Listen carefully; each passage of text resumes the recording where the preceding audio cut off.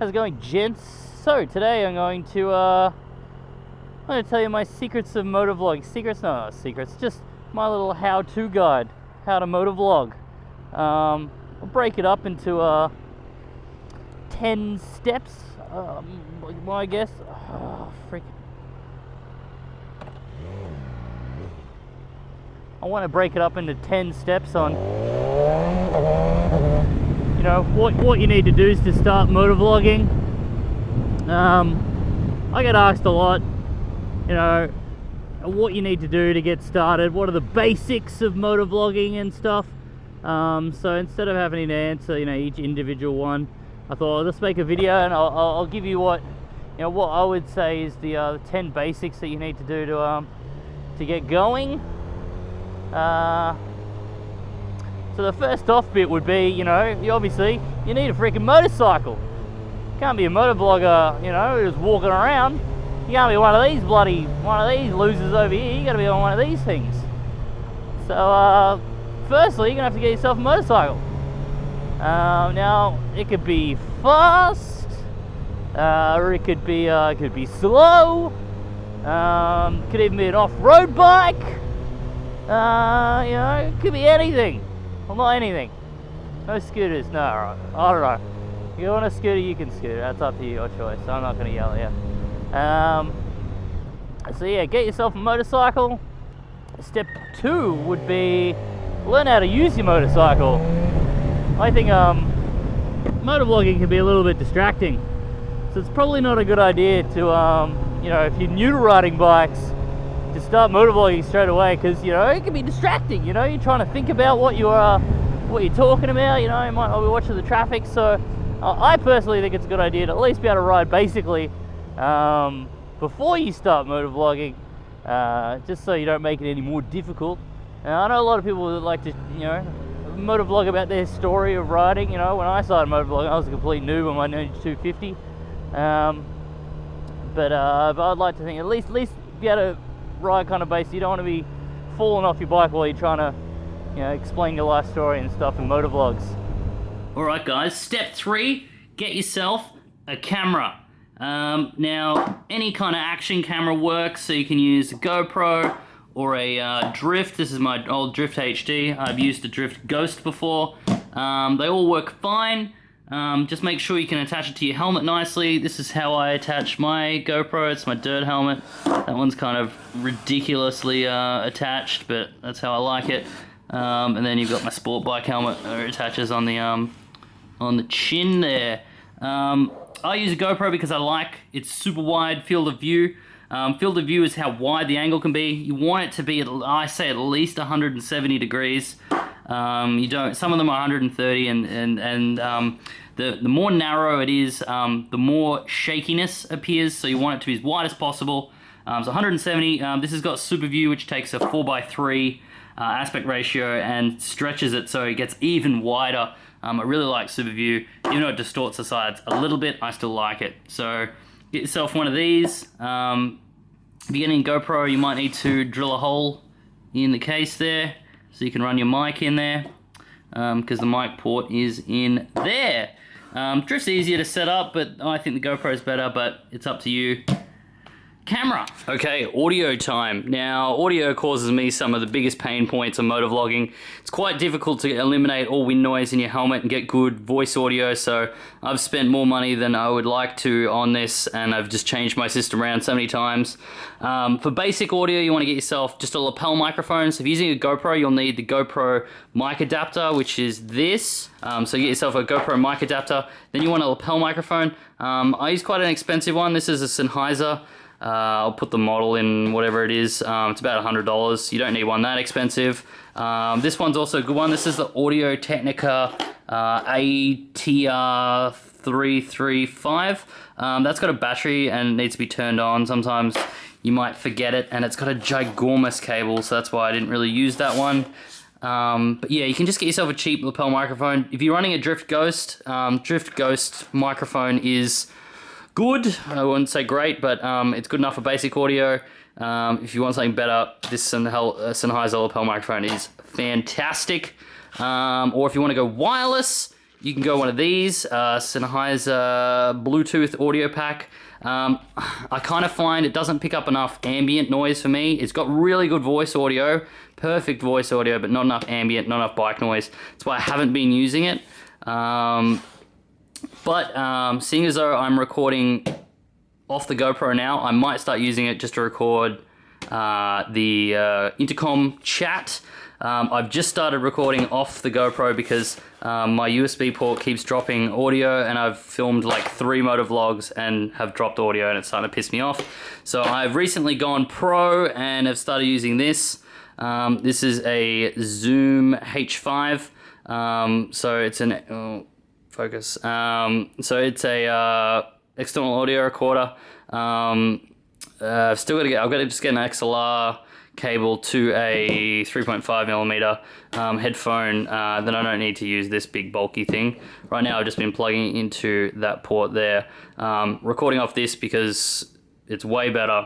You can monitor it, you can check for peaking and do lots more stuff on that. It does require you having to turn that on and carry it around, which is a bit annoying, but it means I won't miss any audio anymore. So that's audio. Placement of your mic is important. I try and bury mine inside padding somewhere. Right now I've got the microphone behind that, like unclip that and it's stuffed in there, or on my dirt helmet.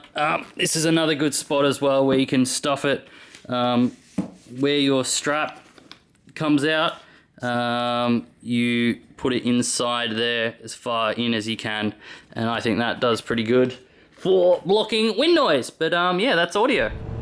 Another thing you got to do if you want to be a motovlogger is you got to pick yourself a YouTube name.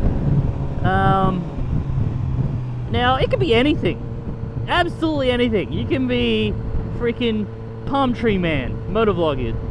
That'll be fine. People think that it needs to be like motorcycle related. It's like, it doesn't at all. You could be freaking golf club putting boy. It doesn't matter. Just make it original. Don't just tack your name on other people's names. If your name's Jim, my name is Jim. Just don't be riding with Jim. Don't be Jim on 2 wheels. Don't be Jim the garden snake. Just come up with something original, and while you're there, grab yourself Facebook, Twitter, and Instagram, because you know you'll probably be posting on that. You know, when you post up your pictures and your stupid shit, and you know, pictures of your food and stuff on Instagram. So you want to grab that shit as well. Another thing you want to do is you want to pick your location to where you film. If you can, pick somewhere interesting. But right now I'm riding along the beach. It's freaking windy, but that's kind of interesting. Or other places that you could ride could be. Oh boys, you can also go off-roading. Off-roading is interesting. Gives another dynamic to what is, you know, generally an easy task. Twisties are also fun.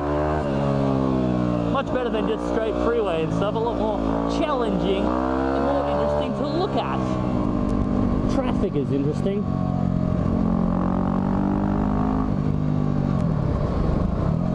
The old trying to get through traffic. Ugh. These new mirrors aren't making it easy. Just try to not to sit on a freeway. Freeways are so boring, man. So boring. Unless you're doing wicked wheelies and shit, and like just being cool and stuff. Alright guys, step 7. Step 7 is to try different bikes. You know, get out there and try a different bike. Now, if you don't own 3 bikes like me, you don't waste all your money on motorcycles, then just, you know, pop around to your good friend's house. How's it going, Halsey? Good to see you, mate. Good to see you, mate. Just gonna steal a Ducati. There's a key. Thanks, that champ. I'll bring it back. Maybe not. I don't know. We'll see. We'll see what it's like. So steal your mate's key, and then just go for a ride and make a video on a different bike. All right. So when you got your mate's key, you just pick which bike you want to take. Victory, Ducati. We'll go the Diavel. It's a bit cooler of a bike.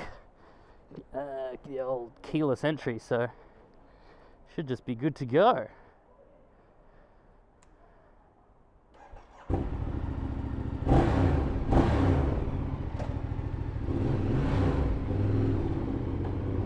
And you take it off and you make a video with it.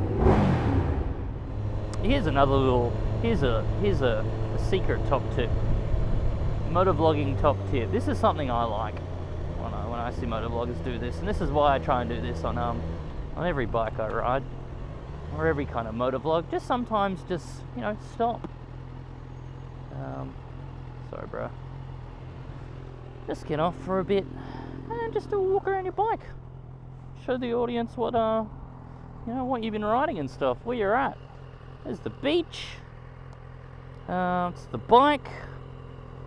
BMW S Manausen Triple Z. Has 40 gigawasps of pungence. That's my ride.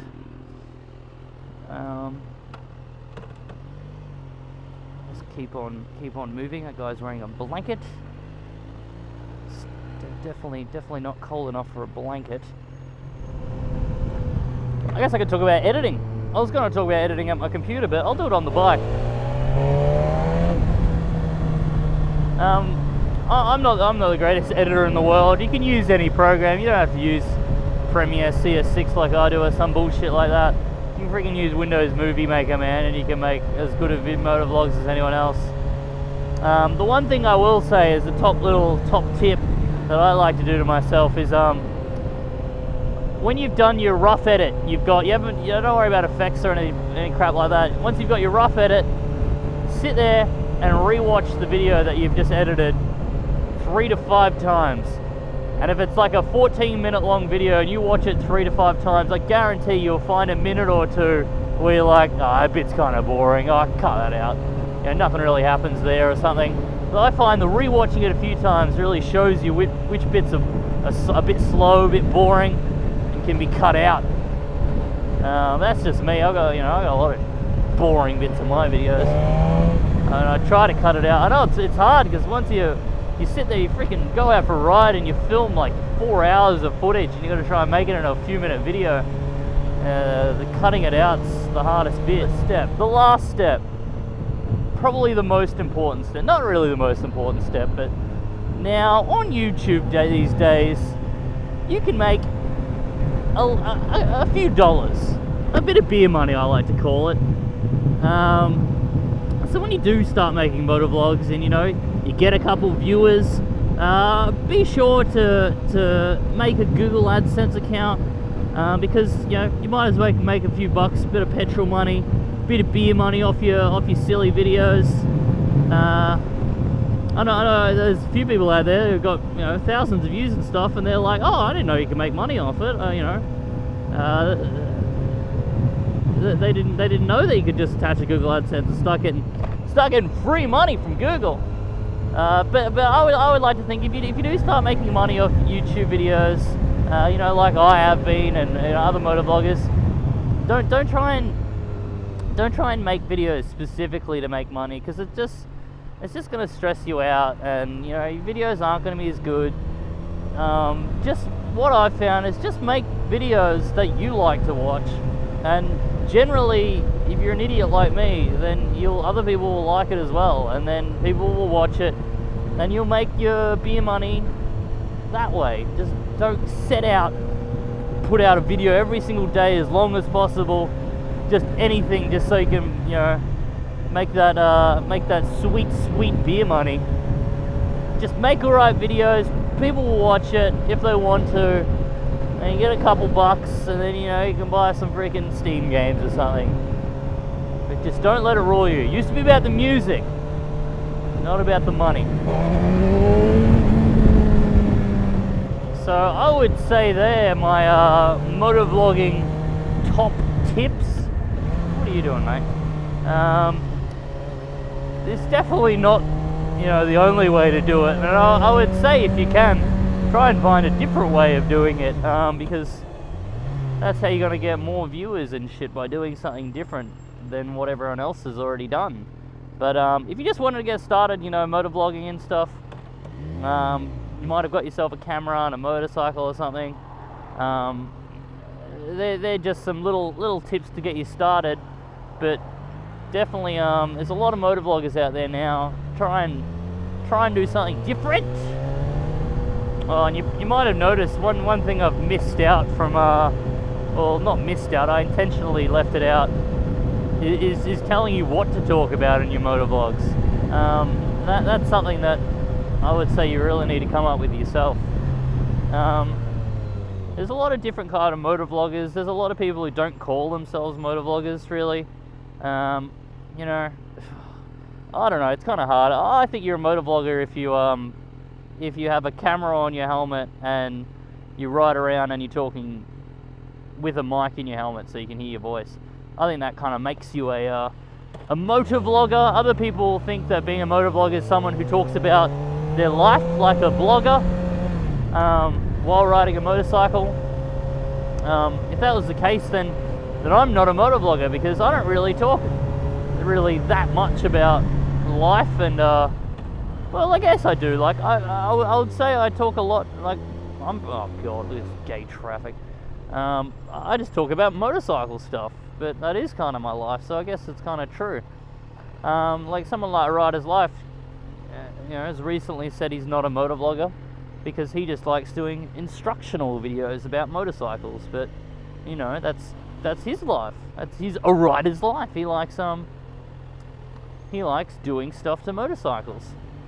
But come up with your own, you know, what you want to talk about. You can talk about your cat. You can talk about how much your girlfriend pisses you off.